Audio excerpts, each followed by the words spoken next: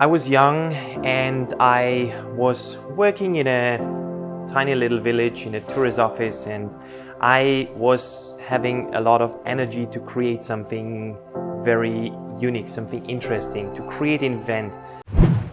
Hi, this is Ulianka, and today we're meeting Alex Barendregt, art director, producer, judge, and developer at World Bodypainting Festival. Welcome, Alex. Hello. It's really nice to see you, to meet you, and to find some more information about you and about the festival that you organized many years ago and keep doing this for all of the face and body painters around the world. But tell us a little bit about yourself first. Where are you from? Where did you grow up? What was your childhood like? Do you have any strongest memory from childhood? Yeah, well, I am from Austria. I was growing up in a little town here in the south of Austria, in the state of Carinthia, and I'm now 45 years old. And when I was young, I was helping my parents a lot in their restaurant and bar. I was educated in tourism. I did my school in tourism management here in Carinthia. And then I was, after the school, I started to organizing events and doing marketing projects and projects for the tourism and leisure industry. That's also the year when I started to think about the World Body Painting Festival, actually about the European Body Painting Festival, because that's the title of the first in the first years of the festival. So I was employed by the tourism to the tourism destination management company, and they told me to think about new ideas, think about projects for tourism and especially for the event industry. And that's how I started to develop myself as an organizer, as a project manager. And during that time, I learned a lot. And I had all these crazy ideas permanent popping up with like organizing clubbings and organizing parties and also organizing exhibitions. And in the art, I was already everything very small because it was a small town. It's called Lake Millstätter See, which is like in my home Mm-hmm. area, the tourism destination everybody comes to. So this tourism management company was employing me, and I started to get inspiration a lot back then. I was 20 years old, and I saw inspiration by everything. And one day I came over some images from Veruschka from Lehndorf, a German artist and model. Many artists know her, was also a big inspiration for them to start body painting. And I got inspired by her work to start thinking about an event in body Mm, painting. So I was interesting. researching. Back then, there was no internet really in 1997. And I started to think about how could such an event look like if we do a body painting focused event. Mm-hmm. So I started to think about it. So that was the beginning in 1997, for the first year in 1998 that it happened. So my background is very international. My name and my family, half of my family comes from the Netherlands.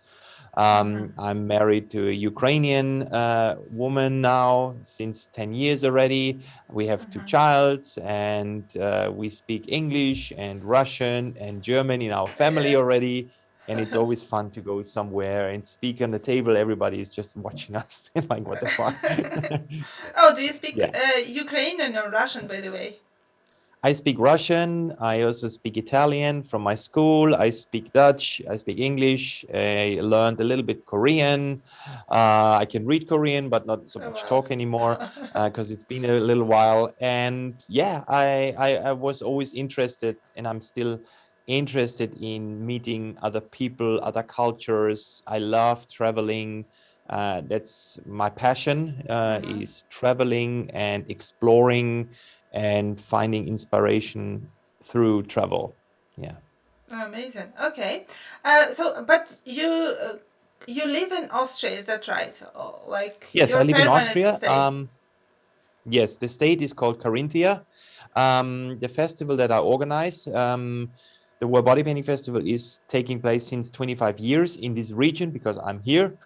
So Okay. that's why it's here. And in the past, we have had a couple of different lakeside towns where we organized the festival. We were 13 years in this area where I live now, in the area Spital Millstätter See.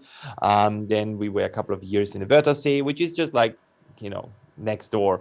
And now in the last years, we are in the capital of the state, which is Klagenfurt, which is also just around there. So everything is very near. And as well, if it's at the moment winter, so we have like half a meter snow out there. Is it? And Oh yes, and I'm wow. very looking forward to go for my first ski run next week. Oh cool. Yeah, we don't have snow too often in UK, so yeah. Envy. I'm envy. I love snow. I come from Russia, so I love snow skiing as well. Yeah. Yeah. Uh, um, this was the question that always I was interested in because you organize such a huge event, obviously connected with art and with painting. Are you an artist or are you a painter yourself? No, I'm not a painter. I tried body painting. I tried painting, but I consider myself not at all as a painter or a makeup artist. My visual skills are more like in photography and video and computer digital art. But I have seen and developed this body painting movement, which means I have seen like millions of body paintings. I can very well judge all in this topic. I'm organizing not only the world championships in body painting, I'm organizing also throughout the world different competitions. I started competitions in overseas already. They are not permanent, but I have like 10 events throughout the year that are permanent, such as in St. Petersburg or in France or in Germany and in Serbia. So this stuff was like annually on an annual basis, where we every year had small competitions, small national championships, basically. You're basically answering all the questions that I have for later on. Well, this is how it works. Yeah, that's you fine. just That's give okay. a guideline. That's why I'm not gonna read the. I'll have more questions than four. I'll just add to that. Okay. Just a few questions about yourself, okay? If you weren't in this profession, what would you do? If you wouldn't organize this body painting festival, what would you do? I would probably organize something else. Okay. I love activities that bring people together. I love to host. So I'm a very good host, even if it's like just small. If there is a little party, a Christmas party or a New Year's, and we are just like around our family, I still make an event out of it. So that is a great skill, is it? That's my passion. Yeah. You're always having a good time then. I'm also good in cooking. So I cook every day. I cook for my friends. I cook for my family. The more people, the better. Oh, your wife must love it. That you love to cook. Yeah. So, do you have any other hobbies? You're good at cooking. You're good at organizing events. I love sports, but I don't know. I don't have so much time with I that. can So imagine. Yes. here and there, I go for ski rides. I started to play a little bit tennis. I love swimming. And biking. In summer, I try to bike to the office, and like now we are in the office, and it's about 10 kilometers, like 7 miles away. So I love to take a little ride along. My passion is also photography in my spare time. So yeah, when you have it. And my hobby is actually my profession. So So this is Yeah, like this everything is is good. merging a little bit. Yeah, so you love It's like what with you're doing. artists, you know. Yes. I'm like an artist that is not really an artist, but and or a body painting artist, but Yes. everybody who loves his job, I think it's just merging, and Yes. it's not Yes. possible to divide that. So, if you weren't in your profession, what would you do if you couldn't organize events? I know it's a Well, difficult question. now I'm forced to not organize events, right? The pandemic, Yeah. 2.5 years now, we can't do events except digital, but I don't find the fun in the digital part so Mm. much, to be honest. So if I were not doing that, I probably would go, and this is what I'm doing a little bit already. So finding clients that I can provide my skills. In web design, in graphic design, in photography for the clients, and that's what I'm Mm-hmm. starting already since this pandemic happened. So just to make to open up my skills a bit for others, this is what I had to do, and it's what I'm doing. And I guess if I'm not organizing the event anymore or the festival or anything live, that will be my destiny, I guess. I see. Oh, I believe we should start back meeting at the festivals and doing them and, going around the world and, making these body paints. I hope we can start very soon. It Yeah, was too I think long. so. It was too long. Yeah, I have a déjà vu at the moment because 3 years now, it's the third year already where we think that it's not a problem to organize. Everything will be over by the time. And then there is nothing else coming up and something else Yes. coming up and a new variant and a new thing. So it's so unpredictable, but we still try our best to prepare and to be ready if we can. And the next year is 25 years of the World Bodypainting Festival, and I desperately want to do that, and I will do that regardless. There will be no online, only live. That's good. Well, I'll be the first that's coming. I already registered for a few Yeah, I categories. know. So definitely a few people. I know that they're coming already because I've been speaking to other people that said that yes, they're coming. So yes, you will Yeah, have at I least a I few think of the I most. think the drive, the urge to be part of live events is very big. So Mm-hmm. the people really are looking forward, but many are still very uncertain, and especially when they come from far away, like overseas participants, they have to organize themselves now already, so they are ready by that time, also to get good deals in flights and stuff. So this will be maybe a problem if they still see there is nothing happening from from the situation wise. Mm-hmm.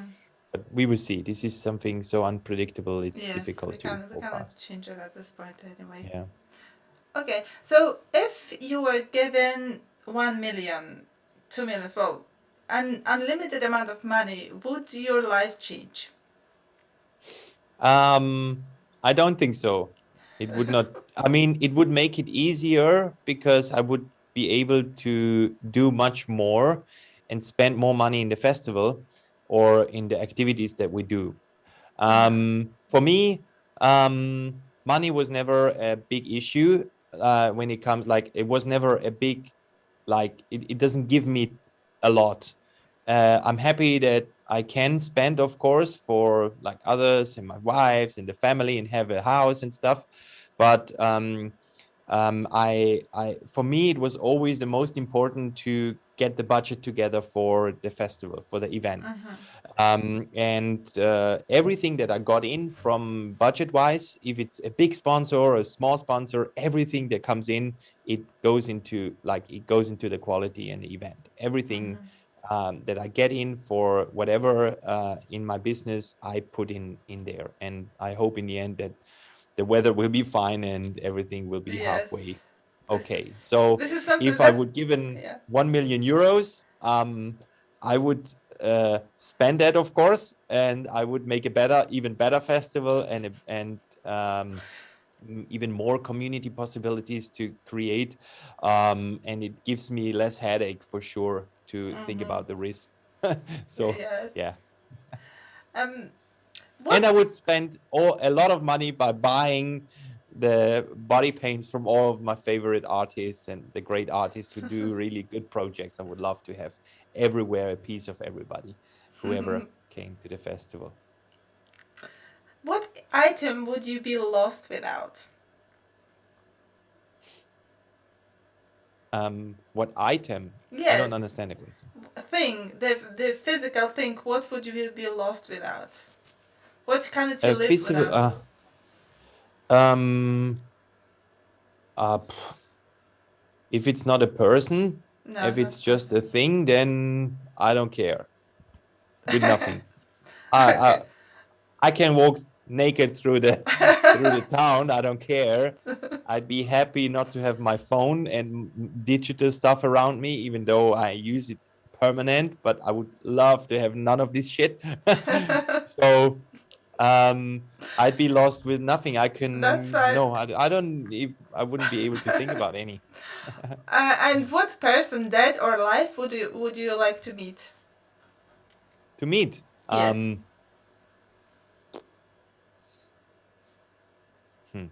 What person? All my favorite persons are around me. That's good.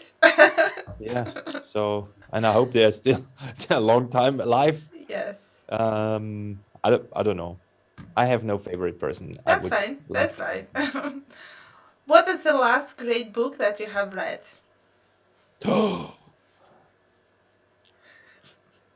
I'm sorry, I'm not such a book reader. My son started to read books now. He's in like in middle school, and he hated to read books. And now he changed school, and all of a sudden he loves it. And in 3 months, he read more books than I did in my whole life. So I read newspapers, of course. I read magazines, everything like short articles. But when it comes to books, I am not such a book person. I'd Okay. rather look the movies. So you like to either chat to people or to find information that helps you with organizing stuff that you like. Yeah, well, or just news, politics, Yes. economy. Yes. That's all I'm interested in. Yeah, that's So good. I'm reading it. But the last book was, I think, something like in middle 2000, so 2004 or five. I read one book that was very cool. Actually, it was from Paulo Coelho, 11 Minutes. I like that one. Okay. Okay. Cool. Yeah. But that was, I think, the last book I read. So yeah. What makes you angry? What makes me angry? Angry makes me, first of all, not much, but still there are things that make me angry when I try to do something or give out, like if I have workers around, and or like people or family around or whoever, and they don't see things what they should do, while it's like, You mean like if you you have have a your project. vision and they don't get it, or what is it? Yeah, that is a bit frustrating, maybe. um and other than that, airports make me angry. Airports, I don't like airports anymore. Flying is Okay. a hassle. Yeah, it's just waste of time, is it?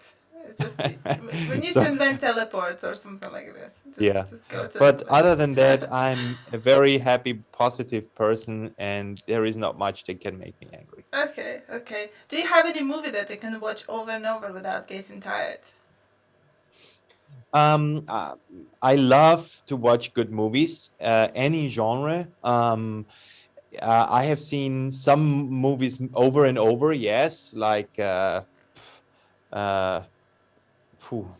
like when it comes to fantasy, I've seen multiple times Lord of the Rings or Avatar. When it comes to comedy, I've seen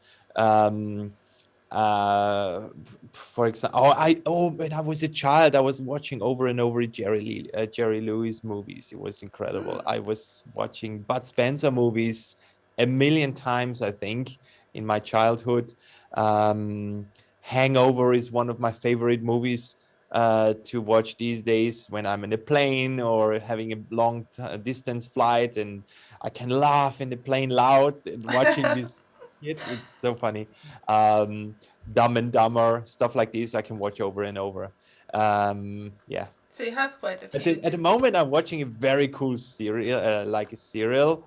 It's called The Great, about Peter the Great and his son. Actually, it's so funny. It's an English production. It's so funny and dirty and cool. You have to watch it. I wrote myself. I wrote it down. Yes, I want Yeah. to watch it. It's about Yekaterina the Great, Catherine the Great, and the son of Peter the Great, who Yes, built yeah. St. Petersburg. You're gonna love that. Yeah. Okay. Do you have any fictional character that you identify with? How would you like No. to be, for example, like some skills or not Nah, really? I don't. What is your favorite or most inspirational place? I have places that I like a lot, but there is not one specific one.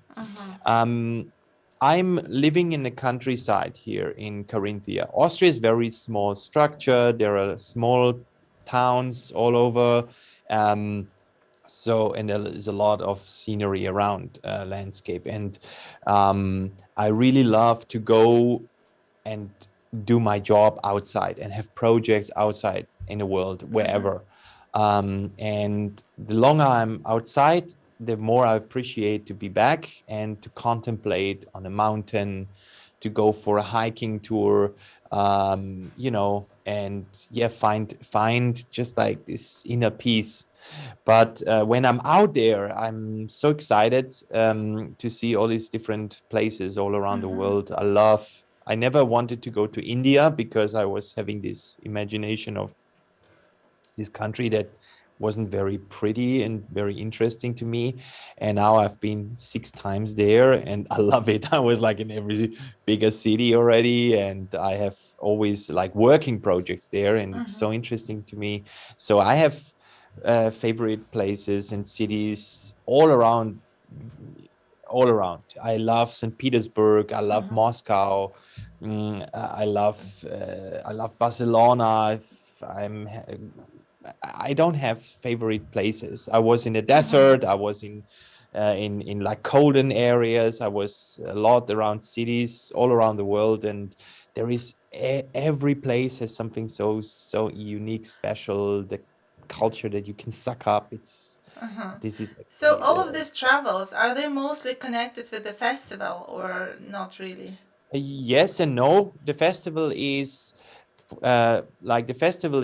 of course my biggest project, and I'm flying not because of the festival somewhere. It's more like I do get requests from clients that say like, hey, can you produce a competition there? Can you come and produce an event, be part of an event there? Can you come with like a show act for this and that event? Is it Like for body painting or it doesn't have to be connected with very body? often has to do with body painting, costumes, makeup. So exactly what I do. And this is now the sad thing. Through the pandemic, not only the festival couldn't take place, everything was canceled. There are many trade shows that are not existing anymore. There are many events that just gave up. So it's gonna be difficult to rebuild all of these connections and relations and possibilities. But this is what I did in the past. I had, like, as I said, about 10 events throughout the year. That's already every month almost one. Then we had we do artist management. We have artists in our portfolio that we manage. So we try to get bookings for them. We are often part of the shows when it's getting more complex. We have sometimes teams to go to events. We got if someone needs for a big show, like a highlight for this evening, we can produce stuff like this. And then I take artists, exactly those ones who fit to that project, you know. So we try to pitch, and then we see what they need, and then I try to to put a team together and manage that team, for example. So this is outside of the festival, the reason how and why we travel, or I travel. Interesting, interesting. So it's kind of all similar, but yeah, Yeah, it's just artistic different expression of what yes. we have in core. Yeah. What is the best piece of advice that you have been given? The best piece of advice was from my father when I was very young, and I say like, oh, I want to do this, but it's not working. And he always say like, you have to be patient and don't force everything too much. Just Yes. relax and be patient when you do something, but be persistent, but be Oh, patient. And this was the best advice I could get, because yeah, I this is saw a good after how, but you don't understand that when you're 20, advice. 25, you don't understand it. It's like, what the fuck is he talking? Like, now I like, or later on, I understood. And it's it's a good advice that I would give my kids, to be persistent and patient at the same time. What are the main skills you think that help you to work? My main skills.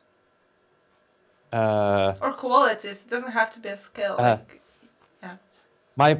I think I'm very good in managing. So and my knowledge is, I have a lot of knowledge in every field, but nowhere amazingly. I do. So when it comes to digital parts like art, digital programming, photography, video, organizing skills, when it comes to book holding, accounts, and distributions and sales, and I know a lot, but nothing in particular. And this is like, it's good for what I do, because no one can screw me over to say like, oh, I needed such a long time because of this and that. I know exactly how much time you need for programming this or Yes, that. exactly. Yes. I know a lot. I know too much about this. So I know a lot. I know enough to know, How much, that yeah, whether people that you work with doing their job well, is that right? exactly, yeah. That's And my and I think putting that knowledge together in organization skills, this is probably my strength. And yeah, I think that's what my wife says all the time, so I just repeat her. yeah, good. What is your dream project? Do you have any even higher inspiration? Although you are Wow. quite. Yeah, I had really big dreams, especially like, for me, the festival was always such a big thing that I had to think about every day. Every day, there was never a day where I not thought about a festival. It doesn't matter if it's just a simple email, or reaching out to partners, or updating a website, or putting social media posts together, stuff like this. So every day in 25 years, there was not a day where I not thought about a festival. And of course, you create crazy dreams about this. And my dream was that I really have a week of a festival, where the whole city, not like a town, city is like crazy about that. Where every art institution is showing something about what we do: body painting, high fashion, makeup, photography, getting all these institutions together for a week to have and lift the art of body painting to the next level. When I came to Klagenfurt for the 20th anniversary, it started to become that already a little bit, but not like in huge. But it started like, we had 5-6 galleries, they are connecting to us, we have a little bit this, a little bit that. But my vision was always to have like a whole week where the city is just about this. And this is still my vision, actually, but now it's probably taking a little longer than I thought. Well, probably after we'll back to painting, back to events and going out and seeing people, hopefully it will become very like foreseeable future. Yeah, yeah. So at the moment, all these dreams are a little cut, to be honest, because I would just love to be able to even follow up on 2019, and now it's 2022. Yeah. Everything is so uncertain. So for me, it was like 5 years ago when I celebrated 20 years of the festival. I say, like, I really want to have this quarter of a century. This is my big goal in life, in like what I do with the festival. And I don't know what's going to happen after. I don't even know if it's going to go after and how, because this uncertain time is a big task for all of us. And I also call out a special theme for this upcoming festival. It's the theme Generation Next. Every quarter of a century is like a new generation, considered as a new generation. And I don't know what's going to happen after this one. I don't know if I'm going to have to stop, or if if we are not able to do that anymore, or are we going all digital, or are we going to have the festival somewhere in a secure surrounding, probably, I don't know, in a huge beauty show or whatever. I don't know. Everything is quite open. And my big focus is only now the 25th year, and I want to have a great show. I want to have the best show ever put together, and I hope that many people, many artists will come and enjoy this 25th year, because I'm not sure if there will be a 26 in the No, don't. format that This was sounds it in the scary.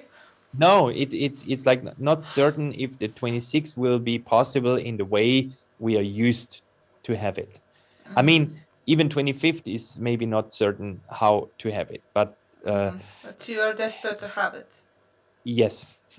Okay, okay.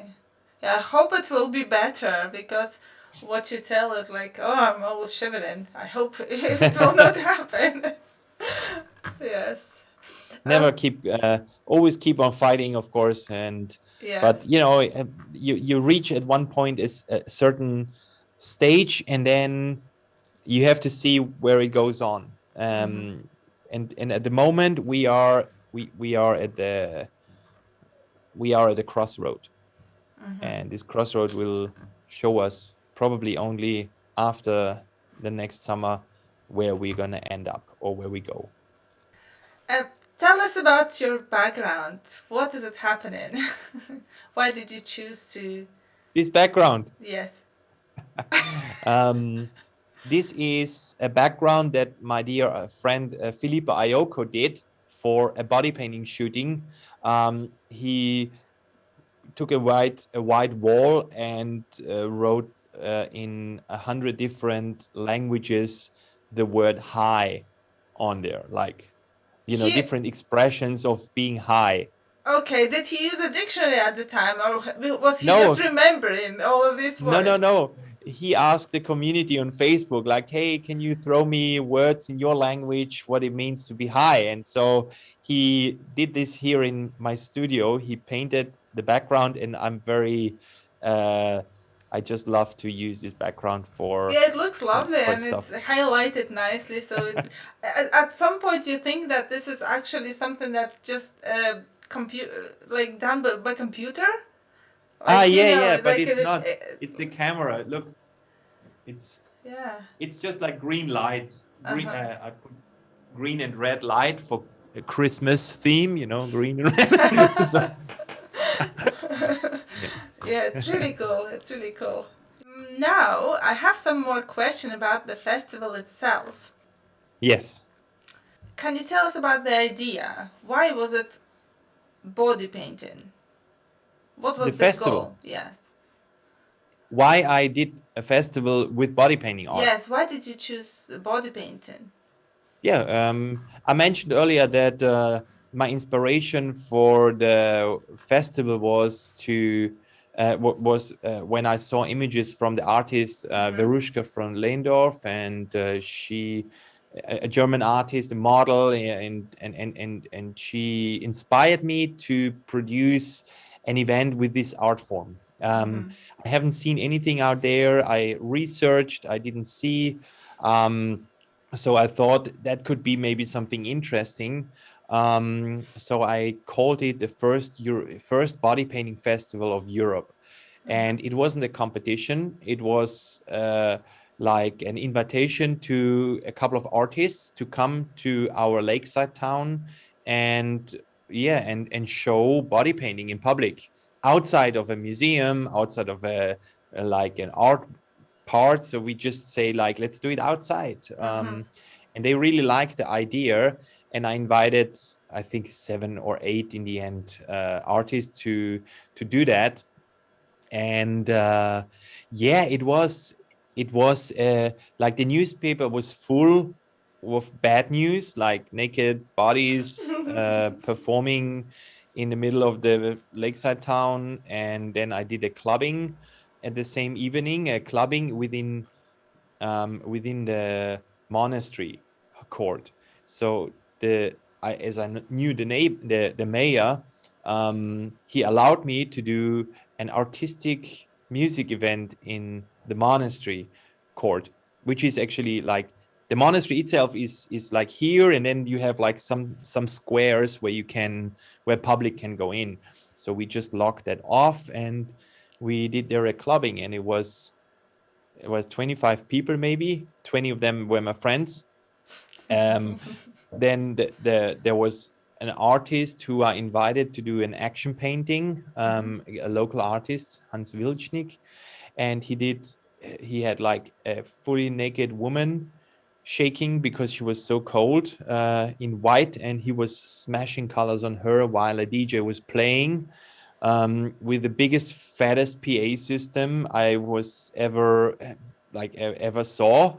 We hired the fattest PA, and in the end we had 250 fines from people complaining to the police.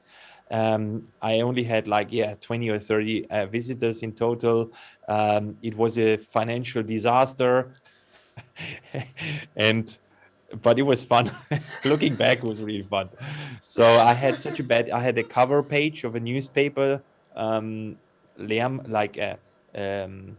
Lärmwolke über Millstatt. It's like a sound cloud, not a sound cloud, like a noise cloud, and naked people in the town, kind of. So that was the first headline that I got. After that, I thought maybe this is over because it was a disaster. And then a couple of months later, the 7 artists that came back then, they say like, hey, Alex, it was so cool. Keep on doing that, because I know a fellow artist, and the other guys say the same. So I thought like, yeah, okay, but if I have maybe 15 artists coming, I don't have the money for inviting them and pay them a fee as in the first year. So to pay them like 200 euros back then, for 10, that's like 2,000. How should I do that? I cannot pay that. I don't have it. So what I did is like, okay, let's do a competition where I put like 1,000 euros, for example, for the first winner in a competition. And then I thought like, okay, but how should that competition, what should we do in a competition? Like, how should we judge?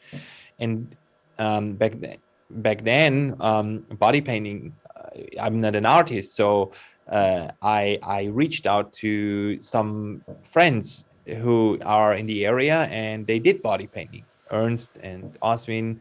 So these 2 guys, they were much older than me. They were painters long time already, and I was like, hey, I want to do this competition. Can you meet up with me? I want to know more about how we could develop a competition. And then we were talking, and they thought like I'm totally nuts. And then they liked the idea, and we did a first competition in 1999 then. There was a Swiss artist who is still coming, Freddy Schmidt, who won the competition. And then from this competition, I got feedback from the artist, and they say like, hey, Alex, consider please this, consider please that. Then there was an airbrush artist. They say like, hey, you cannot combine the airbrush artist with the other ones. And I say like, Yes, it's okay, let's do different. categories. And then a year later, there was someone putting special effects on, and it was like, wow, special effects. So, and then the artist complained about like, hey, you cannot put special effects in there. You have to do your own category. And I say like, okay, let's do our own category. So this happens like every year something else came up, and every year I improvised, like improved, and I had my community close to me to give me advice and to tell me what was shit, what can we do better. And that's how we developed all these layouts for competition. And these layouts and competition is getting like everybody who does competition in the world is doing this. So we made with this, I made a standard. For me, it was also important to not have only the festival as a project the whole year. So I created the World Bodypainting Association. This association is a community of artists who just like the art of body painting, and also photographers and models. So I created this association to have a possibility to exchange knowledge, to exchange ideas, but also to help other artists to, if they say like, hey, I'm doing a workshop here or there, to say like, okay, we build a website, tell us, and we do kind of a magazine, an online magazine. That was very good. I remember Yeah. when the first time I was competing, I think it was Ukraine that I came to, and you helped me with the model, and I think with the helper as well, with assistant. Yeah. Well, or Anna, yes, somebody just made a contact, so I couldn't find a model and an assistant, so that was helpful. Yes. Yeah, but I mean, this was event related. So yes, we say like, okay, we have events all around the place. The association should be a home for collecting information from other people, and without the need of being part of the festival. So this association also started to, or like we reached out to companies to say like, hey, would you give some bonuses for our members? Would you give out some goodies? Or if a company had like a new line of brushes, they say like, hey, in the next send out in the next emailing, could you probably add some of our gifts to them? And this is stuff what we did for a long time. And then the association got a little bit like, because I was always trying to drive and get information, but if people are not sending me anything, then what should I'm not going to run after him. I cannot send like write articles if no one communicates with us. So that became, with social media, it became probably less important to have such an association, because you collect the people in a group. Okay, there's a body painting group, everybody can do that there.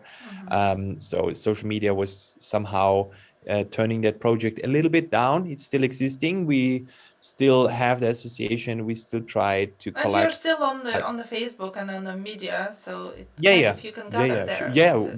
We use social media a lot. Yes. It's just like the association itself as a community platform has not the latest technology when it comes to sharing information, but it has still a big standing when we do a competition and national championships, that it's like sanctioned by the association as approved by the World Bodypainting Association event, for example. Yeah. Was the idea to make the festival worldwide from the beginning? No, because I didn't know anybody in the beginning. So I was I tried to reach out to artists who do body painting, and I always wanted, like, it's the first body painting festival of Europe, so we can probably reach out to other countries. Germany and Switzerland was the first, because that was like German speaking. So in the end, I had a German artist in the beginning, then Swiss artist, and then in the second year I started to because it was difficult to research who is doing in different countries different or like body painting. And the internet was very low yet, but I started after the first year already. When I decided to do the first competition, I decided to learn about how to build a website. So in 1999 I started a website, and like every 2 weeks I got a new contact, and he was interested or she was interested. It's like, hey, what is this? I am doing body painting. I've never heard about that there is an event. So people started to, it was all of a sudden I had information in the web where could be found, and therefore I started to get international participants and interest. And so the artist information in the third year I did already in English, and then I started doing it in Italian. And the website was also bilingual. And in year 4 or 5, even Australian artists were reaching out, an American artist was reaching out to us and say like, hey, there is the European Body Painting Festival. I want to be part of it, but I'm not from Europe. Can I be part of it? And I like, yeah, of course, why not? Sure. Hey, it would be an honor. So we had Australian and American artists here. Then there came year 5, I think it was year 5. And then I changed in 2004, I think I changed the name, which it was a trademark, and I also registered everything. So the European Body Painting Festival, I changed to the World Body Painting Festival because of overseas people who wanted to come to the festival and thought like, I cannot, as it's a European championship. And so that how it developed, and it was very fast actually. It was very slow the first 10 years. Every year a little bit more, 20 artists, 30 artists, a little bit more, and then it became very popular all of a sudden. And and in year 10, everybody who was there a couple of years already, he said like, oh, then this will be the end, because there was a bit less interest after the year 10.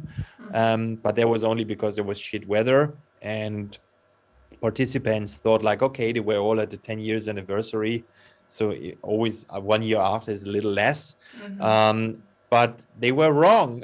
And then we just kept on doing, and in the last 5 years we got a lot of interest of Asian artists from China, Taiwan, Hong Kong. We had people from Indonesia, Malaysia.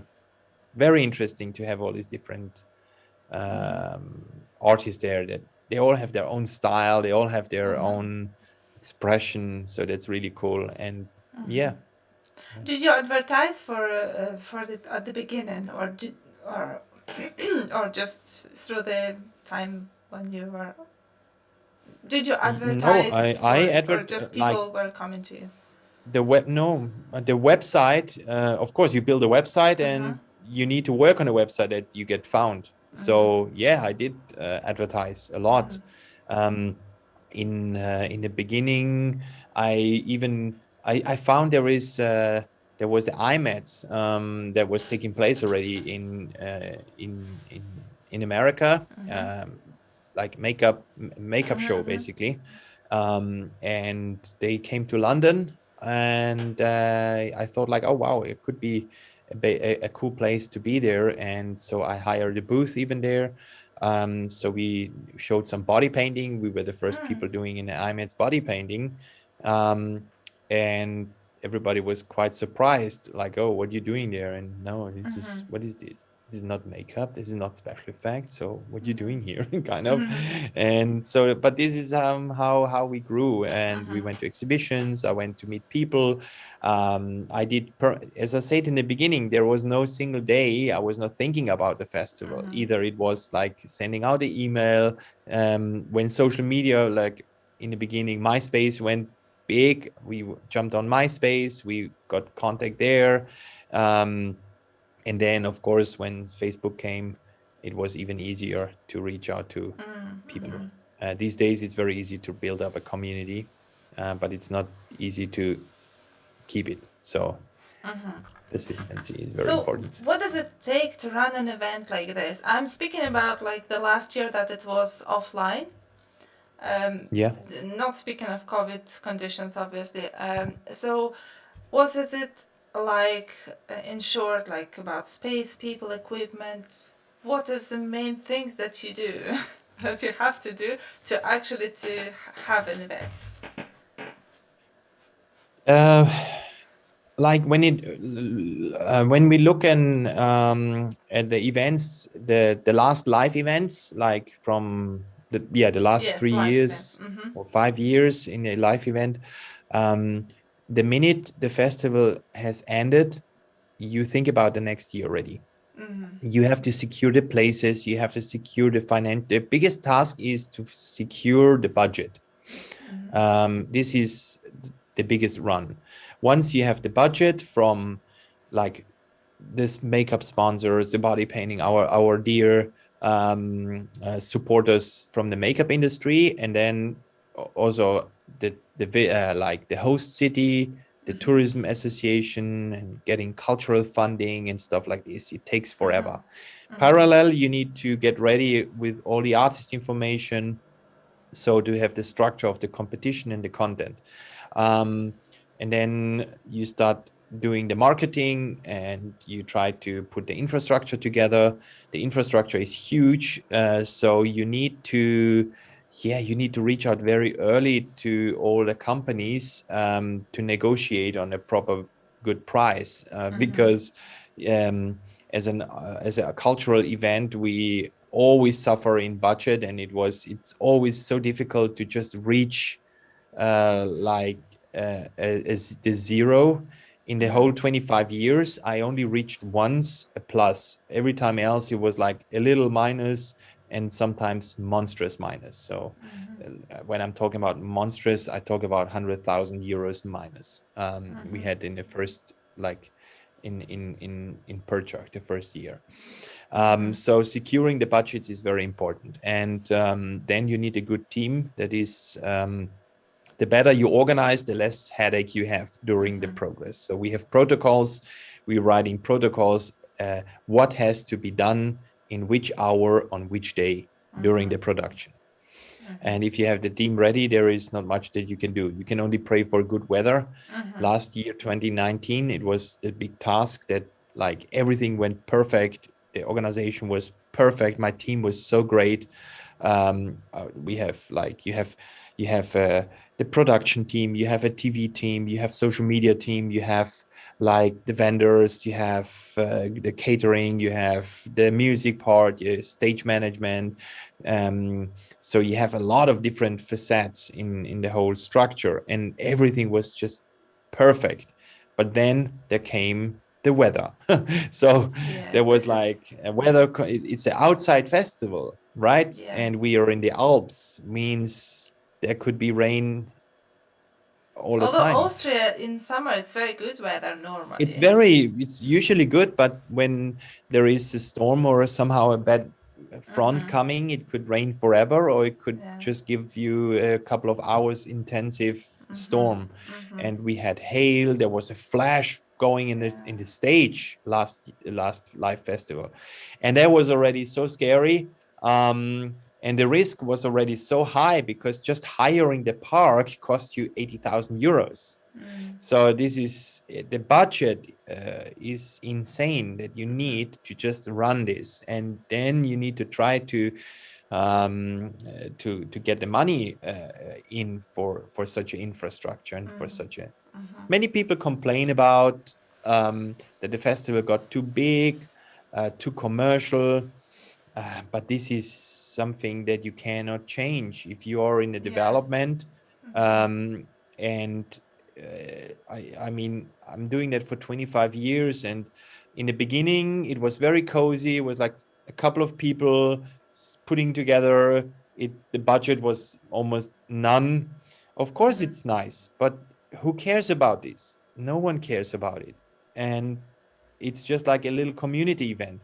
If you want to have something, if you want to really do something big, then you need like big money to produce, and you need to get this money in, otherwise you're dead. so the part of putting, like, getting sponsorship, like sponsors, like if it's from the makeup industry or from consumer products, such as a beer company or like a drink company, it doesn't matter. Of course, you yes. have a banner here and a banner there, but they help to put such an event together. And participants complain sometime, or like often, like, yeah, this is so commercial, but on the other side, they also want to have a beautiful crowd.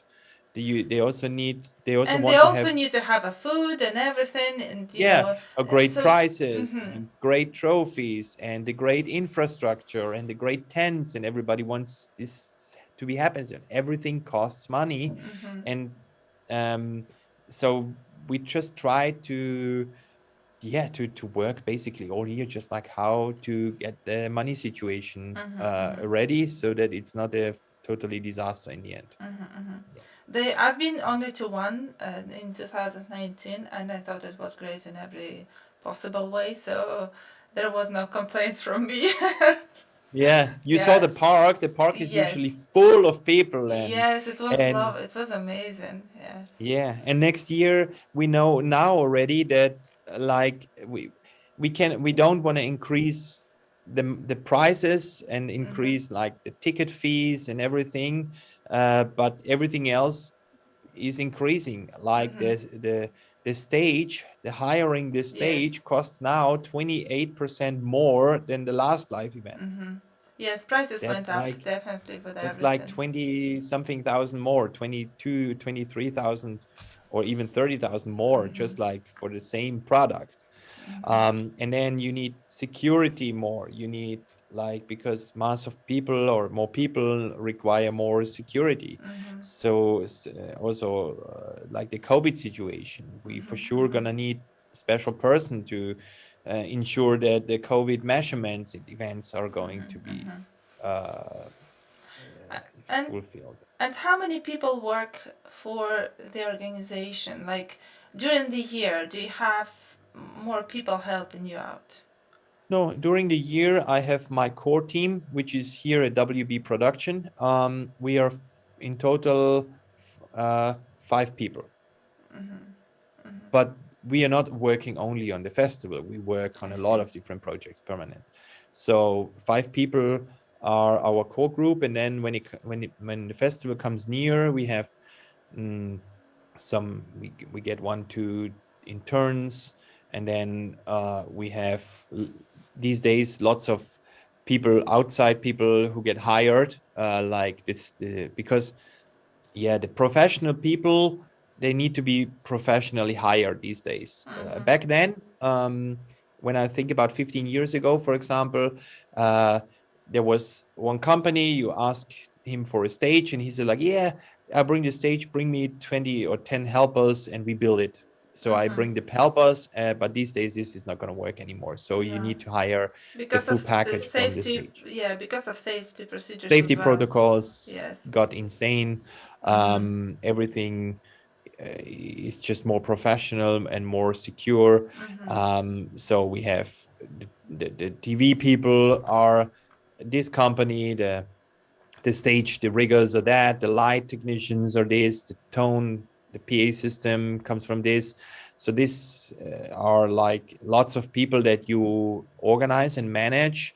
In the end, our core team at the festival, like beside the WB production core team, 5 people plus maybe another 20, we are maybe 25 people that are at the artist registration, for the academy, the people who are helping just like for all the artists in stuff, and being management positions or in the photo areas and stuff, we maybe are 25 people. The whole team, like when you have 50 securities and 20 stagers and 10 in the TV and this and that, it comes up to 150 people around. Oh wow, yes. When I came first to the festival, I didn't know what to do, where to go. Um, although I was studying like artists information, but I had a friend who was helping me out, and she said, okay, first you need to register, then you need to go there. Well, the day before you need to register, then you need to paint, then you need to go to judges, and you need to go there and there. And I didn't know all of that. Okay, you just take me there. So can you explain the short the process that artists had to go through when they just arrive and on the day of the competition? Yeah. So usually they come the day before of the competition because the competition starts quite early. So what I recommend very often is, so we are the whole week there because there are already side events during the festival week and the workshops before the competition. So the registration desk is open from 3 days before the whole festival week starts. You come to the registration desk and you get your badge and you check in for the competition and you get all the information also there. One day before the competition, I have a walk around tour. That's very convenient for every artist who have never been at the festival. They meet me at the registration desk in the evening, and then I walk with them a whole hour, or like on the whole terrain, to explain in which sector you can find what, where are the tents, where the sections, where are the judges, where are the photo areas, where's the main stage, where are the toilet and shower facilities, stuff like this. So I explained that one day before, but if you don't have the time to do that, then everything is written basically in the artist information and in the information guideline that you get on site. In short, it means that you have a look on the timetable. Every competition starts at different times, and it also ends at different times. Yes, this is very, very clear, yes. Yeah, and then you go at certain time to the jury, and then you go at a certain time to the stage presentation. So the time sheet, it's like one day, one page of each of the day is written which category starts at what time. So the timing is you can go to the festival grounds at 8:30 in the morning already. Whenever you feel like, every artist who has the badge can enter the festival grounds. There are no visitors yet. Then there is a sheet where we allocate the tent. The tent cannot be allocated before because we don't know from, let's say, 100 artists if all 100 artists are coming. So if we see that in the evening before, there are 20 missing, these 20 we are not allocating to the tents because otherwise we have empty tents. So we do that in the night, very late in the night, at 2-3 o'clock in the night. We allocate the tents and we write a list that you can have whenever you enter in the morning. So then you see your artist ID and you see which tent, which sections you are on. It's difficult. If you're in the same category with another fellow artist and you want to work in the same tent, of course we can consider to put you in the same tent. If you're in different categories, it's not possible because some sections are better for airbrush because the electricity is better there. Some are better for special effects artists. It's an open air terrain, so some tents are a little bit hotter than others. Some are colder, some are in the shadow.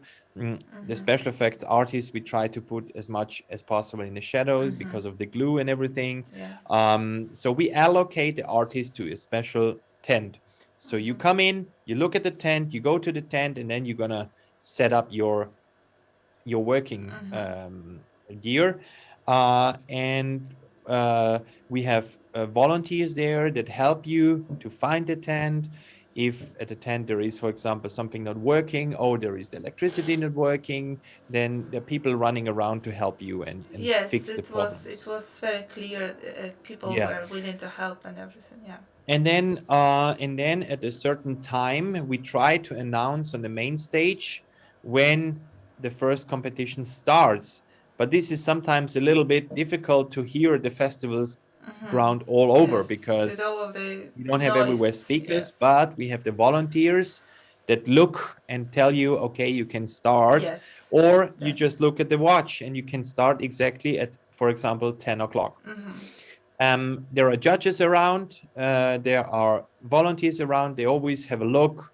If you are working correct, means not extending the time for your assistant, for example, to help you, that there are not more people than you working on a model, and that you are in a time frame. Whenever you are finished, we announce, okay, this has to be finished now, please put your brushes away, and then you get your model ready and you walk to the judging area. The judges are waiting in the gallery. It's a very beautiful gallery.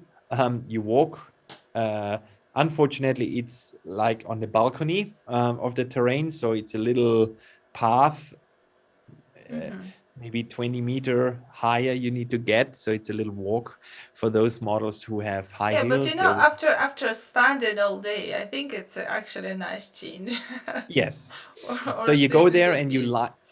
yeah, and you line up at the judges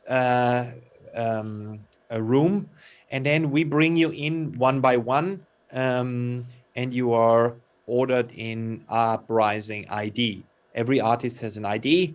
Every category has a different ID, and we start with this category, I don't know, 1001 and then 1002, and we try to go and bring from uprising numbers you into the judging room. The judging room, you have 2 minutes time to explain your work. We give you also a cheat sheet, what is good to prepare. The judges are 7 people. They all listen and watch about your work and see your art and judge in different sections, while you explain your interpretation of the theme, which should be done in English. If for internationals you're not able to speak English, maybe you have a model or an assistant who can speak English. Just the best is to translate everything before, because you have time. At the festival competition, you're not going to think about what I'm going to do. You're prepared for the competition. Means you know exactly what you're going to paint, and you should prepare also your 2 minutes interpretation talk. Don't waste the time of the 2 minutes by speaking something, let's say, in Spanish, and then having someone else translating it. It's not needed. The person who speaks English should explain that. If there is no person at all that can help you, you just print out a paper and you bring it translated via an online translator and give to every judge the text to read.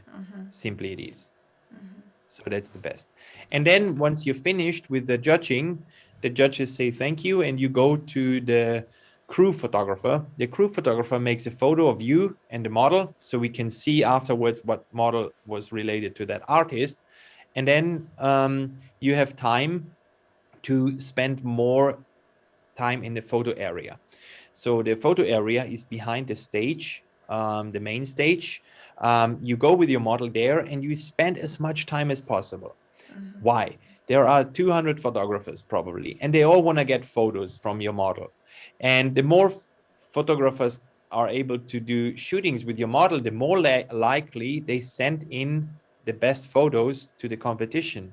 And the more likely you will get the best footage printed in a catalog. So spending time, and especially for the model, to have great images, it's very important to stick around the photo shooting area for like as much as possible. You can also go in there and out there whenever you feel like. You don't have to go in there for half an hour and then say like, okay, that's done. You can just grab a drink and then you come back maybe if you feel like. And then you have a certain time to go on stage, and the moderator, the MC, is announcing you on stage. You give us your music ahead already. That's something happening already before. We ask you in newsletters before to send us the files, the music files, so we have your presentation ready. This is only important for the World Awards in body painting. It's not important for those ones who are having a catwalk presentation. Amateur categories, makeup categories, and face painting categories, they all have like a catwalk presentation. And that means that the model walks out, presents herself to a DJ set, to the audience, to the photographers, and walks back off. And that's just like a continuous track that is played. After that, you are free to enjoy the rest of the evening. The model can go to the shower. You can stick around on the festival grounds. We have lots of music programs. People are very relaxed by that time. So you spend quality time with your fellow artists. And it would be like when I'm somewhere at an event, I really try to get to know other people. And this is a really important issue, a thing for the festival, to just hang out with people and to get to know others, and not only those ones who you traveled with and stick around only with the 5 Russians or the 2 Mexicans or like 5 Italians. Just like try to get in touch with others. There's so many wonderful people, and they could make a friendship for your lifetime. That's true, yes. There used to be a UV category. Is there any chance for this to reappear? The UV category is very difficult. When the UV category started as the 4th category in 2000, I think it was 2005 or something, very early stage. There were like maybe 1,500, 2,000 people in front of the stage. We did everything dark. We were like plugging out all the lights, and there was only UV on stage. It was really beautiful. In the first town we were, it was possible. The second, when we changed our location to a different venue, by that time the law got a little more strict when it comes to event. Because back then there was a huge accident in Germany at the Love Parade. And after the disaster of this event, events in general got new rules, new security rules. And in Austria, it took a little longer, but they were very picky about everything. Means, for example, if there is no light on the festival grounds, the generators have to produce light. If you have like a blackout, it's impossible because it's a security problem. So there is no possibility to soften off the light in the festival grounds. Of course, on the stage, but there is too many disturbance in UV that you can do that. Our festival crowd is standing, and they're clapping and they're drinking, and it's not that they are in a theater sitting and watching, and they cannot do anything if it's very dark. So this is the biggest problem. And in Klagenfurt, the town we are in now, in the inner city, that's even more difficult because there is more light, like city lights already around. And it's so quality-wise for the UV effects, it's just not good. It's just not enough. So I decided the UV cannot take place anymore due to, first, security reasons, second, ensure the light. And we also had an accident the last year in UV. There was an Italian artist who fell off the stage because she didn't see backstage. So we lowered lights, but we were not allowed to. So she also fell down, and it was a big disaster. She was hurt. Everything was good in the end, but this could turn out into something even worse. So I decided not to do that anymore. Yes. But there is an alternative. The UV was always a show event. It was a show category. It was not only UV body painting, it was also the show behind.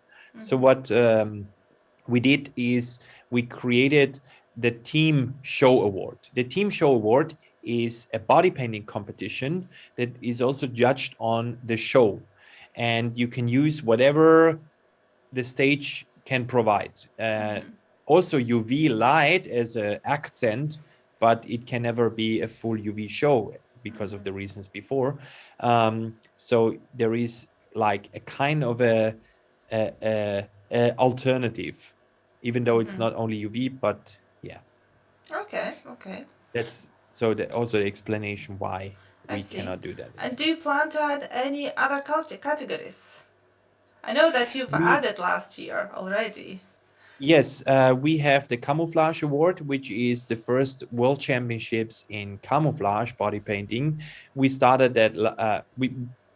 We wanted to do that 2020 already, but so due to pandemic, yeah.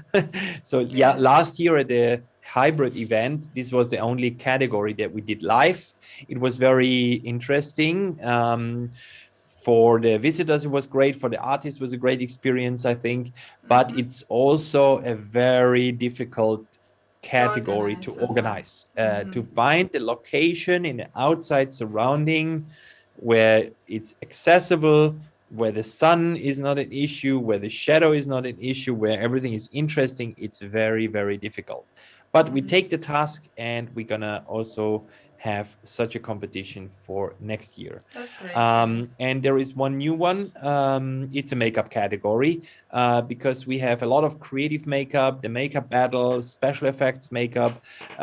We also have on one day to fill the 3 days with one makeup category. We have a commercial rich makeup category. Means it's made for makeup artists who do creative makeup, and they also wanted to do a second category because otherwise, some people like you, they want to do as much as possible and not only come for one competition. And many artists, they're thinking like, okay, when I'm just coming for creative makeup, what I'm gonna do the rest of the days.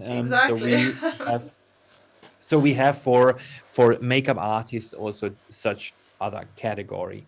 I got a feedback from an Italian artist who said like, oh wow, we only have now inventing only makeup categories, but that's not true. We always had makeup a lot, and many body painters are coming out of the makeup industry, and in fact we have more body painting, a new body painting category, and the makeup is just like, and therefore the Purple Brush Award, for example, cannot take place because of the face of the Purple Brush Award is not coming. Matilda, she invented that competition, and she's not able to come next year. So we just have that one replaced by a classic makeup competition. So in total, we still have 12 different categories. I see. Planned. That's a lot, yes. Anyway, how do you choose artists for exhibitions and installations during the World Bodypainting Festival? Yeah. So, like, as I said, my vision was always to have multiple dimensions when it comes to an event and not having only the competition. So the exhibition part is very important for me. And I have like a few partners in the city that are giving us the opportunity to have the gallery space for artists. I basically shout out to the community and say like, hey, who is interested to use the gallery space? Pitch me your work, pitch me your project, pitch me whatever you have. And then I collect that, and then I go to the gallery, and the gallery owner says like, okay, I like this one. This one is maybe not so much for our crowd, and this one is cool. And then they think about, and basically they decide, okay, I would like to invite this artist for this exhibition. And that's how it works. So whenever anybody out there, any artist out there who wants to fill a gallery space, please write me what you plan, what you have, what sizes you have for the gallery, what topics, what visuals you want to show, and I'm happy to present that to the gallery owner. This is usually in February. So by February, we have to know who will be in which exhibition. Sometimes we have the city's gallery, and it's the biggest institution there. Last year we had like an art space that is also providing something. Then we have usually the Museum of Modern Art in Klagenfurt, in Mumak, and this one usually gives us the space, but this upcoming year not, because the uncertainty of this COVID problem is just like they are very like they're very hard. They are people who plan 2-3 years ahead, and the structure is very, you know, they cannot change from one month to the next. For them, it's impossible. So they say like, okay, we have to pause this facility. But there will be other opportunities as well. Yeah. Maybe I should ask this question before this one. So what do you organize around the city? Because we know that there is a park in which the festival is like the main thing is happening, but also you organize many things around the city, the Klagenfurt. Yes, the festival is more than just a competition. Of course, the World Championships is the core of all the competitions, but the competition is taking place within these 3 main days. In the festival park, it's the Goethe Park.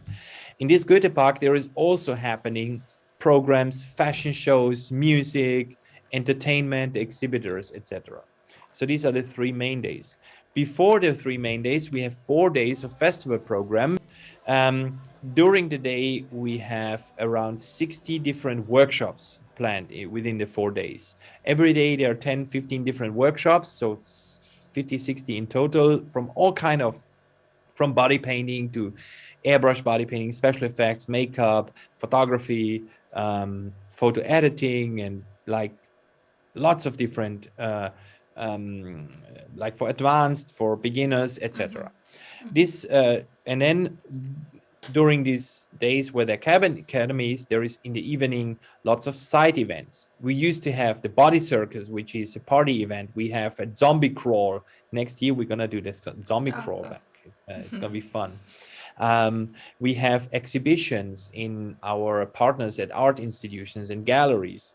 We have installation art projects throughout the city. And also the workshops are taking place sometimes outside in photo gardens, in the botanical garden, so in different spaces. And also, how do you choose the artists for installation? Is it working the same as for exhibitions? Yeah, the installation. So that exactly in the past. So I have to go a little bit further back in history, because the installation art was a competition many years. We are giving out the World Championship title in installation art. So that was taking place until 2019. And then in 2020, we did have nothing. In 2021, we said, okay, let's do installation art projects, but not as a competition. But we tell the artist, hey, we have a budget. You produce something beautiful in a special square of the city. That was in the past year. And next year, because the installations are very hard to organize and they take a lot of resources for us, we want to focus on the camouflage competition as a world championship category. And the installation art will be not a competition for next year. Maybe we're going to have a few installations throughout different spaces, but that one is still in progress, work in progress.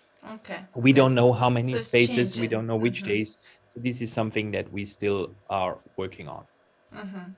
Yeah. And how do you choose judges? The judges, I choose judges first of all by their talent, of course, their quality. I choose judges also that they are not coming everybody from the same field. They need to be very there must be very good variations in different fields, with good variations of different countries or like regions. I try not to have like 3 Italian judges and 3 Austrian judges. So I really want a very international. And I have a core group of judges who are there almost every year because they are part of our community, such as and also part of the whole structure. Ernst Wieser, the head judge, for example, he's with me already since the first competition in 1999, and he is also the guy who operates like the voting system. You know, you need someone to open and close, and who handles that. And the judges in different categories are like, we have makeup judges in makeup categories, of course. We have body painting judges in body painting categories. And yeah, so even though they come from different countries and different areas, I cannot have, for example, a judge who doesn't understand any English, because as I wanted, every artist is giving the information interpretation in English, except the makeup categories. That doesn't matter, because whoever has nothing to say about a theme, there is no theme, then it doesn't matter, of course. Yeah, so this is how I select our judges. And what about the teachers then for your workshop? Teachers, are they the judges, or it doesn't have to be? No, it doesn't have, there are many artists who are, a teacher has to be someone who teaches well and has a good quality and is very unique in his style.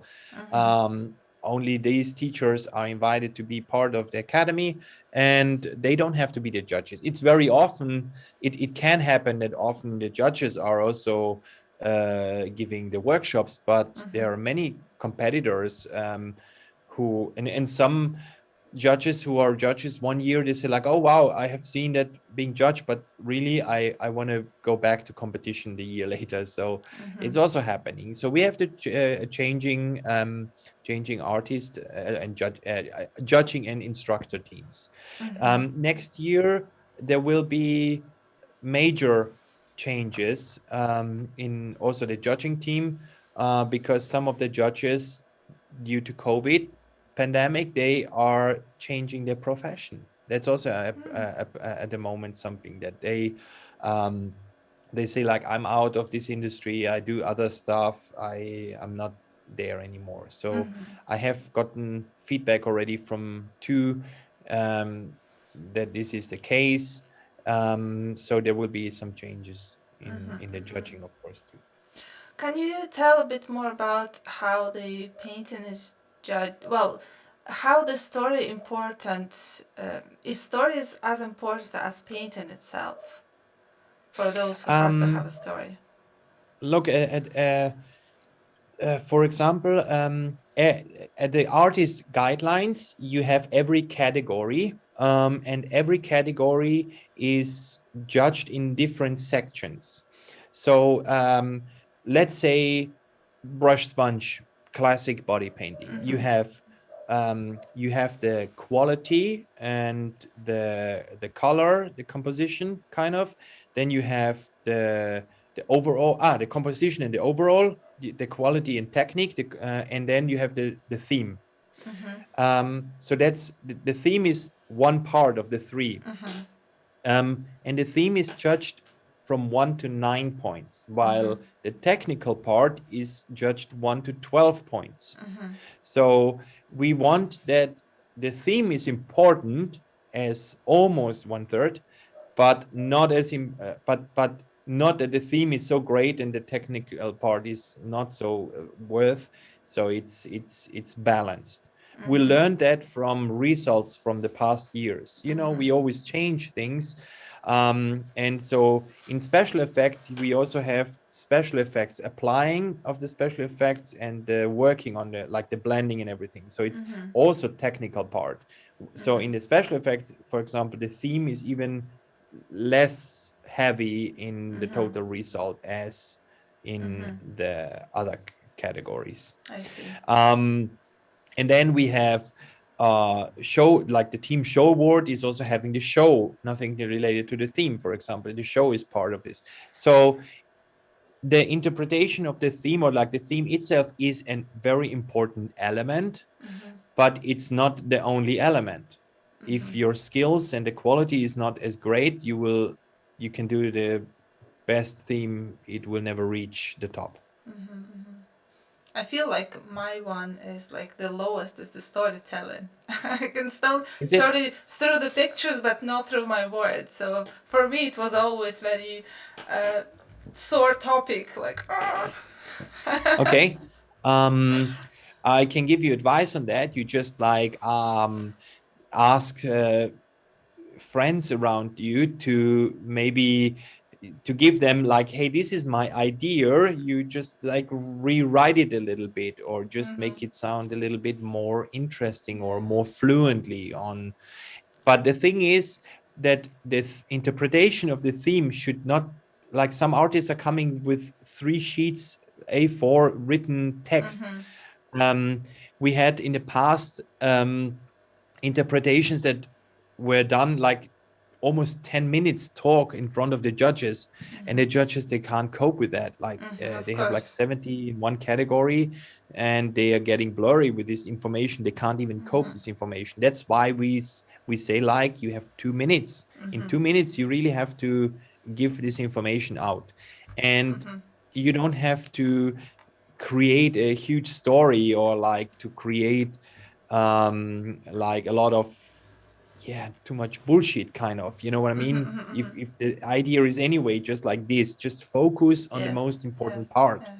That's the important thing. And also poetry is also not needed in such an interpretation, because Mhm.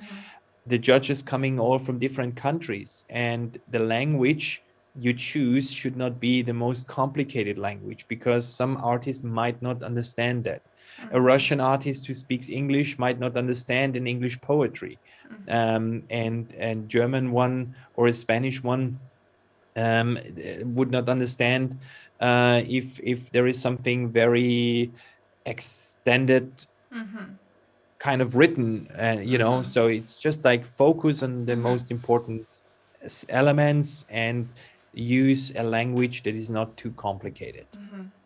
Why did you provide well the possibility to have an assistant in um, some categories? yes, that was already from the beginning. I had a question.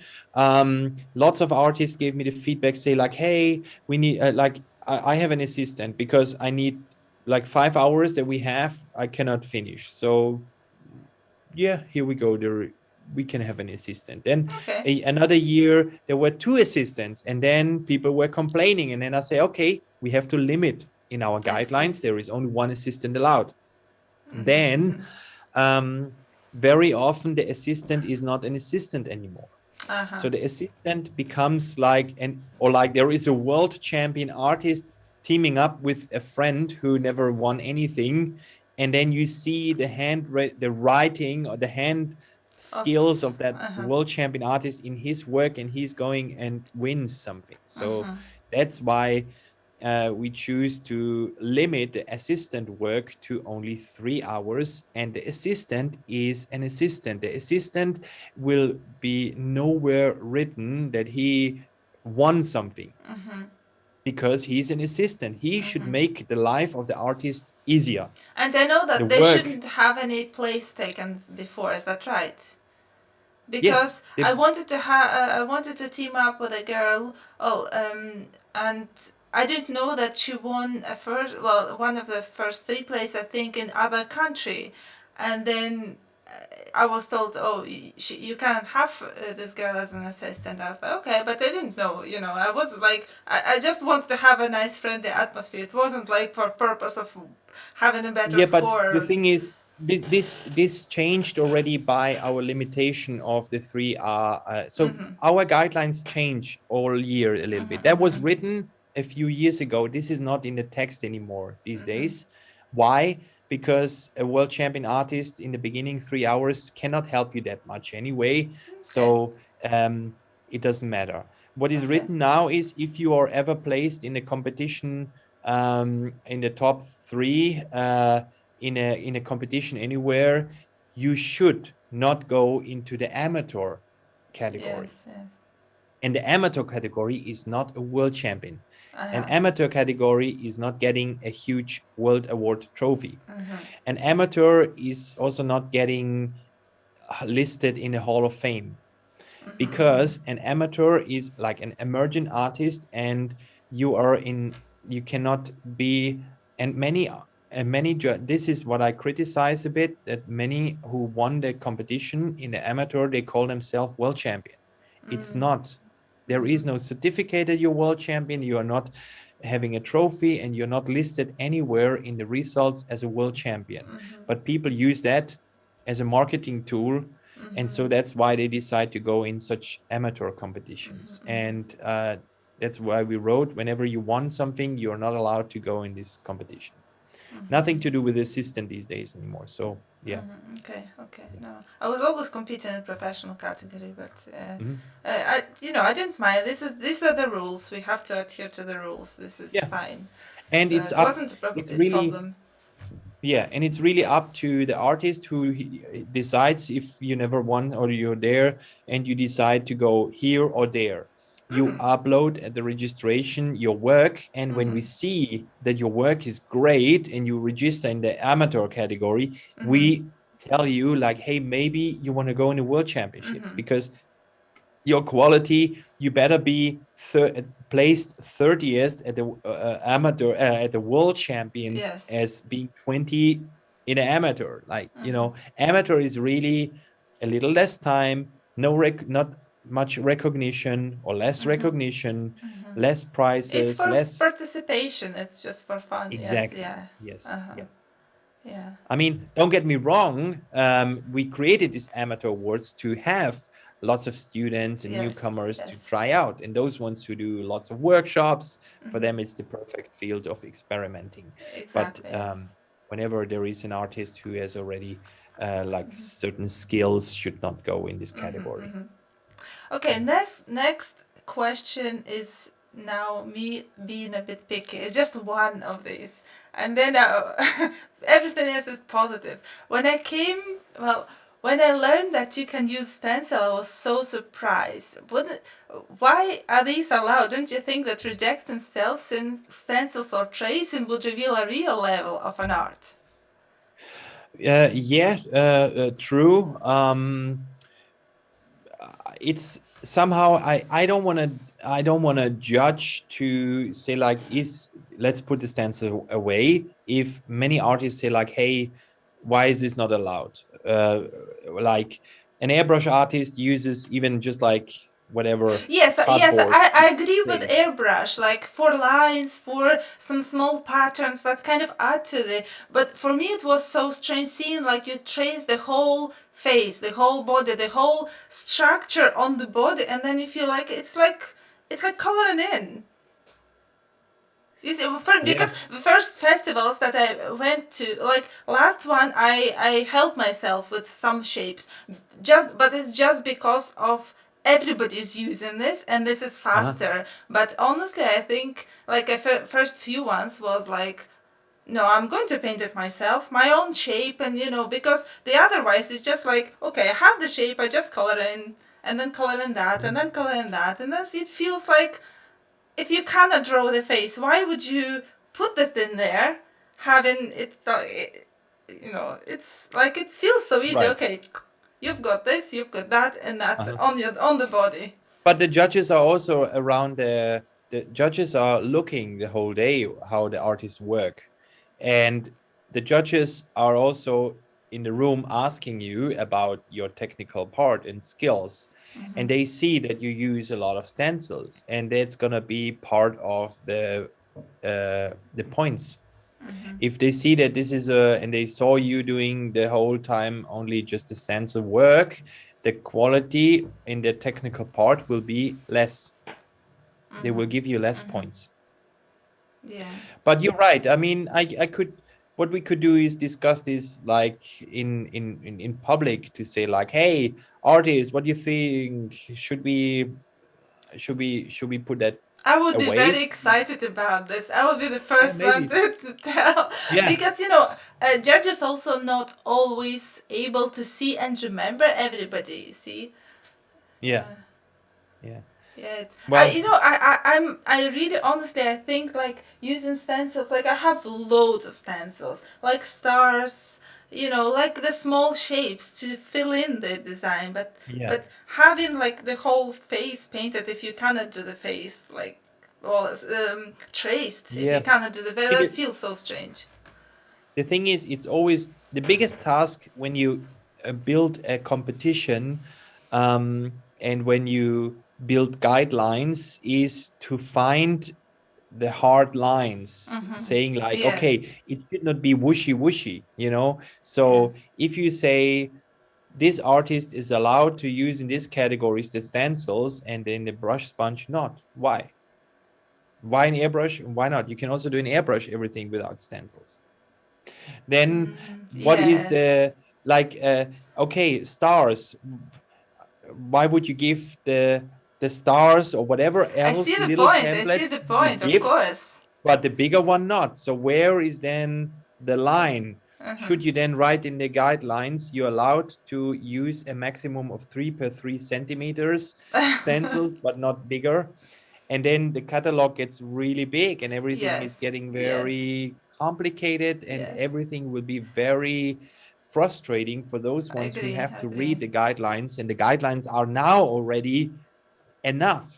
And if Yeah. we add all Maybe. these little layers, that's why I often grow back in some of the things, Yes. because um I understand. I don't want to frustrate the Maybe there should be a artists. special category, no stencils. Brush and sponge, no stencils at all. But then Yeah, you will see the decrease in the level of, like, how can you paint without stencil, because it's really actually hard, to plan. But this is what it's World Bodypainting Festival, is it? So you show your skills, your actual skills. I don't know, maybe it's just, these are just my thoughts, and of course, it's hard to make all the rules, like, for people. People are going to bend the rules as much as they can to stay within, but to try, yeah, to do their best. I understand yeah. that, of course. I just wanted to mention this. The same with like the applications, where Yes. start the applications and where they end, where starts a glue or glitter or this or that. Yes. It's a very fine line, and we have already so many rules in there where you think like, let's just not exaggerate it, because otherwise I mean, of course, it should be a fair competition. It's very important, and that's why we have the guidelines. But you can also exaggerate, and every new element that you add has like an effect. So let's have a look what the effect is. Effect would be like, okay, then we have to speak about nothing at all, or a little bit, Yes. or when it Yeah. starts to be a little bit, it's already a problem, because Yes. why this little Yes. bit and not? Yes. It's Um, probably nothing at all, or yeah, or or or or wigs, all the way hair, through. Yes. what's the difference between someone putting a bald head on versus another headpiece? Why is a bald head this or not? Well, with a bald head in a face painting, you can go even crazier with everything. While if you have a wig or something else, like, it's this Yes. very, It's very hard. Yeah. Line there. yeah. I So understand. adding the, like, whatever you glue, it doesn't matter what glue is, already special effects. This is the only, that's the only hard separation I can make. Everything else would make it wishy. Yeah. Yes. Yes. I see. Blurry. I see. Yes, it's very hard, and Yeah. it's all the people asking you these questions. I Yeah. suppose it's not the first time. You are speaking about special effects, but what about the headpiece? Is that making a difference? For example, for face and face painting and body painting categories, is that making a difference at the end with the judging? The judges they don't look at the headpiece. In the overall, if you look at the overall, it might give you this or that point more. It's possible. But it's very minor, because the headpiece should not be judged. It's the same as all the props that you have in your hand. So in the classic categories, Therefore, we have the prop category, the Yes, of categories course. where you can. So in the classic categories, the judges are not looking at this and try to purely judge on the work on a body. Do you have any funny stories that happens during the festival? Funny stories. There are lots of funny stories. Well, you know, in 25 years, you collect a lot of stories, beautiful stories, hard stories, sad stories, funny stories, everything. There is everything there. It doesn't, and there is the best, like, the best fun story for sure was when the festival was so slow, small that I invited everybody in my apartment, in my hotel room, to have an after party, and we got shit faced in my little hotel room with 20 people. And then the year later it happened again, and they started to throw colors around already. And then I say, like, okay, we cannot do that anymore. And then there was Craig Tracy, who that we made an after party. They're not at my hotel room anymore. In one of the years, we did like a little tent, or like a bigger catering tent that we transformed into the after party. And there were like, I don't know, 200 people in there, and someone brought out and said, like, okay, now it's paint time. So they throw the colors out, and that was the birth of the after show paint party, basically. And the DJ Matt Emulsion was screaming into the microphone, "We need some more paint in here." And Sebastian Langer from Krylon was bringing all the paints that he had left in the exhibition, and throw it through the people, and they just like got mad. So that was the best fun story. But we also had other stories, and some should not be told. Some should be just told and kept in somewhere, memory. yes, just Yeah. behind the curtain. Okay. What advice would you give to somebody wanting to go to festival as an artist the first time? The first time, so as an artist, it's depending if he's coming for the competition. If he comes for the competition, Oh, this is next question. As it as a visitor. Just as a visitor. As an artist for a competition. As an artist in a competition, you just make sure that you have that you read the guidelines, that you see a visual part before on the website, how everything works a little bit. Don't get too crazy about the details. You will see everything on site. Just make sure that the model you have is ready, that you know about your timing, and you are prepared for the competition. Everything else will be just beautiful. To have everything ready and enjoy the rest. And you enjoy every piece. The advice is to not focus like hardcore only on the competition. You should see other artists, you should see other works, you should go to the side events, you don't need to sleep. You don't go after the competition exhausted to your hotel room and feel like, I had enough. Stay at the festival, meet people. This is the most precious part that you can have. What about the visitor? The visitor, similar. They're just not in a competition, but for a visitor, you don't need to prepare. You just have a look on the show guide, what's happening where, and the visitors, if they're interested more than just like looking a little bit around, they have many opportunities to meet the artists, to meet the photographers, to just be part of the whole community, basically. Visitors can also just, have a look first on the artists, what they work, and then maybe there are so many artists around that are not working on that day, that you can just go and meet people. There's so many internationals around. Everybody's here to meet and find new friends, inspirations and stuff. So I know it's just like going. Yeah. I know that many photographers are coming specifically for this event as well. Is that right? Yeah. And they we have photography was always a big part from the beginning. The first year of the festival, we had already a photo competition. because body painting is a temporary art form, needs to be captured, and it can go through video or photography. And photography was from the beginning very, very important to me, which I also created a competition so that we can ensure that we have great photos, and we give an award out for the photographers as well, and we can print a photo booklet, and it's a great memory for everybody that we send out for free after. So photography is very, very important. Photographers do have like special access to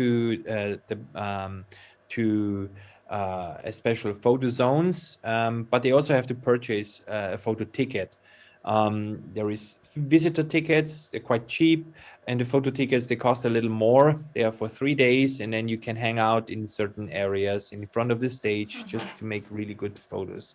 And it's the only place in the world where you can have like 100 body painted model in front of your camera. So some people say like we have so many photographers, but it's not true. We have 200 photographers, maybe sometimes 250, but you have 100 models. I mean, hello. it's looks, and the more photographers you have, the better output, the more output, the better for everybody. It's part of the community. It's photography. It's like part of the ecosystem of the festival. There is the artist, there is the photographer, there are models. So all of these, they need each other. They are happy with each other, and they share each other. So we were mostly talking about World Bodypainting Festival, but you also have World Bodypainting Awards in different countries. You mentioned it a little bit, that you go to different countries organizing these events, or you're joining, from what I can understand, you're joining to bigger events like festivals with body painting competitions in different countries. Is that right? No, there is only one World Body Painting Festival with the World Championships. There are no other world awards. There is only the one here. But what we have is from the World Body Painting Association. That's that's our association, like the community. We are producing different events in, let's say, Paris. The next one, by the way, is in Paris. I'm waiting for the theme. So this competition, I was just on the phone this week with Lori. She's the organizer of the aesthetic show. This is a beauty, cosmetic, aesthetic trade show, a big one. And 6-7 years ago, she asked me if I'm able to organize a competition within their beauty show. And I said like, yeah, cool, let's do a body painting and open category competition. So she gave me a space on a trade show. It's indoor, like classic trade show. And within this competition, within this space, we are organizing the competition, limited with maybe 15 artists or sometimes 20 maximum.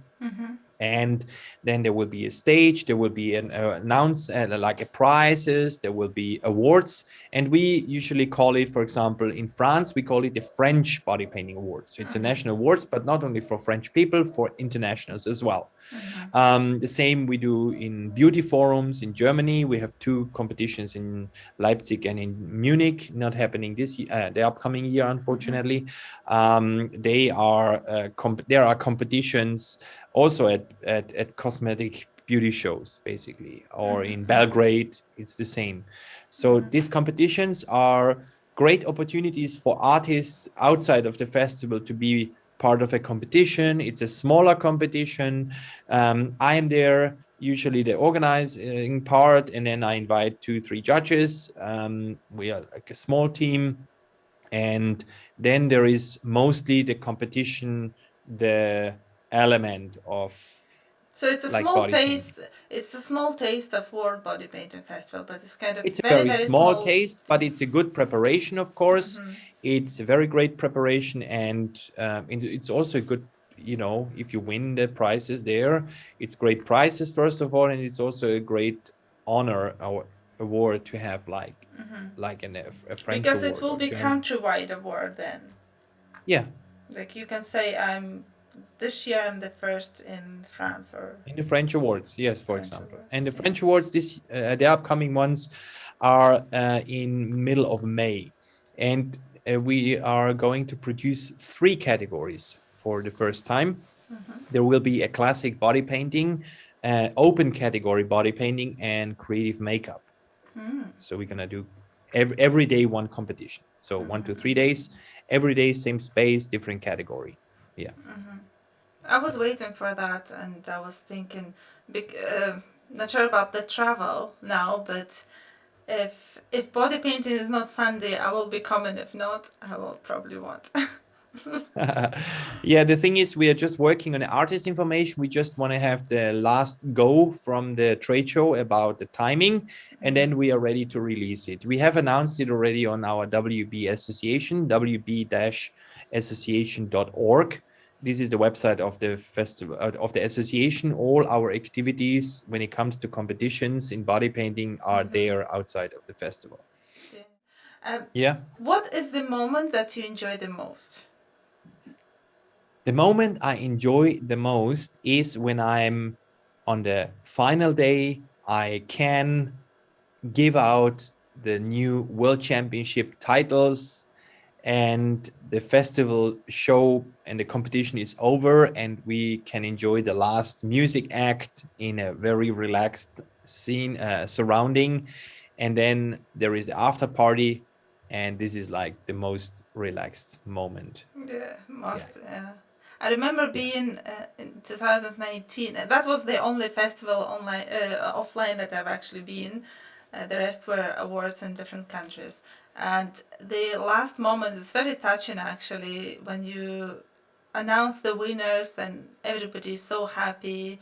And there's a huge show, and it's so beautiful, and you just feel happy. Yeah.